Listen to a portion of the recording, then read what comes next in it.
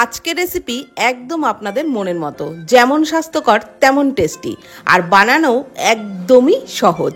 তো এই রেসিপির জন্য একটা মিক্সির জারেতে 1 কাপ ওটস নিয়ে নিলাম, ওই কাপেরই হাফ কাপ সুজি দিয়ে দিলাম। ওটস আর সুজির মিহি পাউডার তৈরি করে একটা পাত্রের মধ্যে ঢেলে ওর মধ্যে পরিমাণ মতো লবণ মিশিয়ে নিলাম। তারপর অল্প অল্প উষ্ণ গরম জল দিয়ে এটা মেখে নিচ্ছি।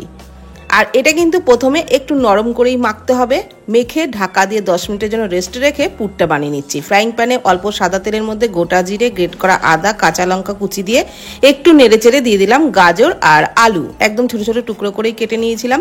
টমেটো কুচি দিয়ে দিলাম, পরিমাণ মতো লবণ, হলুদ গুঁড়ো, একটু জিরে গুঁড়ো দিয়ে নাড়াচাড়া করে এগুলোকে ঢাকনা চাপা দিয়ে বেশ কিছুক্ষণ ভেজে নিলাম। সমস্ত সবজি সফট হয়ে গেলে দিয়ে দিলাম কয়েকটা কারি পাতা, নাড়াচাড়া করে পুরটাকে নামিয়ে নিলাম।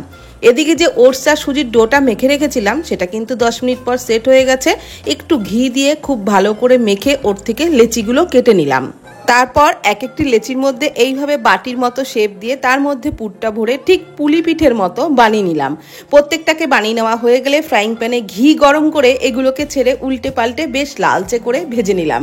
ঘি দিয়ে ভাজলে কিন্তু এগুলোর টেস্ট দারুণ লাগবে, অবশ্যই ট্রাই করুন।